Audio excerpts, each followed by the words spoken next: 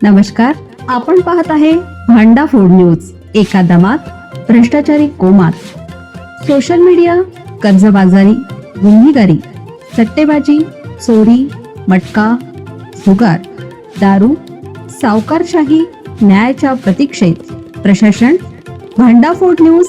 एका दमात भ्रष्टाचारी कोमात. सोलापुरात टेम्पोच्या धडकेत दुचाकीवरील तिघे जागीच ठार. दुचाकी सुस्थितीत आणि मृतदेह एकाच ठिकाणी. सोलापूर येथील रूपाभवानी चौकातील वळणावर सोमवारी पहाटे 4:30च्या सुमारास भीषण अपघात झाला. मट्टी वस्तीकडून बलिदाना चौकाकडे जाण्यासाठी चौकात वळण घेताना मागून भरधाव आलेली दुचाकी टेम्पोखाली गेली. परिणामी दुचाकीवरील तिघे तरुण जागीच ठार झाले. दुचाकी दूर अंतरावर पडली, पण दुचाकीला काहीही झालं नाही आणि मृतदेह मात्र एकत्र ठेवल्यासारखे होते. त्यामुळे हा अपघात की घातपात याबाबत नातेवाईकांनी संशय व्यक्त केला असून पोलीस सर्व बाजूनी तपास करत आहेत. नागेश प्रकाश गवंडी, वय वर्ष 27, राहणार रविवार पेठ. रोहन अशोक कोरे, वय वर्ष 23, राहणार श्रीशैल्य नगर भवानीपेठ. आणि बसवराज सुनील चन्नशेट्टी, वय वर्ष 25, राहणार शेळकी, अशी मृतांची नावे आहेत. तिघेही शहरातील रहिवासी असून पहाटे घराकडे जात असताना हा अपघात झाला. परंतु हे तिघे रात्रभर कुठे होते याची माहिती कुटुंबियांना नव्हती. दरम्यान त्या रस्त्यावरून जाणाऱ्या एका व्यक्तीने टेम्पोच्या धडकेत दुचाकीस्वाराचा अपघात झाल्याची माहिती जुना तुळजापूर नाका येथील पुलाखाली थांबलेल्या पोलिसांना दिली. पोलीस तात्काळ घटनास्थळी दाखल झाले. जोडभावी पेठ पोलीस फॉरेन्सिक पथक तसेच नागरिकांनी मोठी गर्दी केली. परिसरातील 20 ते 22 सीसीटीव्ही खंगाळून टेम्पोचा क्रमांक शोधला. दुपारी 3:30च्या सुमारास पोलिसांनी टेम्पो मालकाला संपर्क करून माहिती घेतली. त्यावेळी टेम्पो जुना पुणे नाका येथे असल्याचं समजलं. चालकाच्या शोधासाठी पथके रवाना करण्यात आली आहेत. सायंकाळी 6:30च्या सुमारास मृतदेह नातेवाईकांच्या ताब्यात देण्यात आला. रविवार पेठेतील नागेश गवंडी याला रविवारी रात्री 11:30ला कुटुंबियांनी फोन केला होता. त्यावेळी त्यांनी बहिणीला सगळं ठीक आहे, घरी येतोय असं सांगितलं. मात्र पहाटे अपघाती मृत्यूची बातमी समजताच कुटुंबियांवर दुःखाचा डोंगर कोसळला. सिव्हिल हॉस्पिटलमध्ये बहिणीने साहेब रात्री ठीक आहे म्हणालेला भाऊ सकाळी गेला असं म्हणत आक्रोश केला.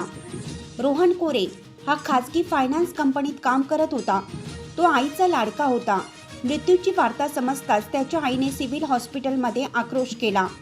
हो साहेब, माझ्या दाद्याला एकदा पाहू द्या, माझ्या मुलाचं तोंड शेवटचं पाहू द्या असं म्हणत ती धाय मोकलून रडत होती. मृत रोहन कोरे हा गोरक्षक म्हणून काम करत असल्याचे समजल्यानंतर सुधीर बहिरवडे सिव्हिल हॉस्पिटलमध्ये आले होते. नातेवाईक विविध प्रश्न उपस्थित करत पोलिसांवर संशय घेत होते. त्यावेळी पोलीस उपायुक्त कबाडे यांनी बहिरवडे यांना बाजूला जाण्यास सांगितलं.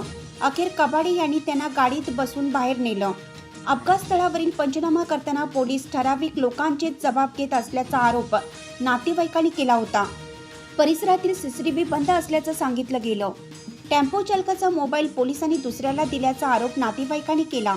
टेम्पो सीसीटीव्ही दिसत नाही का, नंबर कसा सापडत नाही असे प्रश्न उपस्थित करण्यात आले. पोलीस उपायुक्त कबाडे यांनी सिव्हिल हॉस्पिटलमध्ये जाऊन सर्वांची समजूत काढली. ER 0627 होते. त्या दुचाकीला काही मोठे नुकसान झाले नाही. केवळ मागील नंबर प्लेट निघून रस्त्यावर पडली होती. दुचाकीवर समोरील बाजूस छावा घायल साम्राज्य असे रेडियम लावले आहेत. दुचाकी जवळजवळ सुस्थितीत असताना तिघांचा जागीच मृत्यू झाल्याने नातेवाईकांनी संशय व्यक्त केला आहे. सिव्हिल हॉस्पिटलमध्ये आले त्यांनी मृताच्या नातेवाईकांशी संवाद साधून समजावण्याचा प्रयत्न केला. गर्दी वाढल्याने दंगा नियंत्रण पथकही बोलवण्यात आलं. नातेवाईक फिर्याद देण्यास तयार नसल्याचे पाहून त्यांनी स्पष्ट सांगितलं, तुम्ही फिर्याद दिली तरच आम्ही पुढील कारवाई करू. तिन्ही कुटुंबातील कर्ते तरुण गेले आहेत. मी शब्द देतो, कोणीतरी एक जण फिर्याद द्या. वाहन चालक व मालकाविरुद्ध सदोष मनुष्यवधाचा गुन्हा दाखल केला जाईल.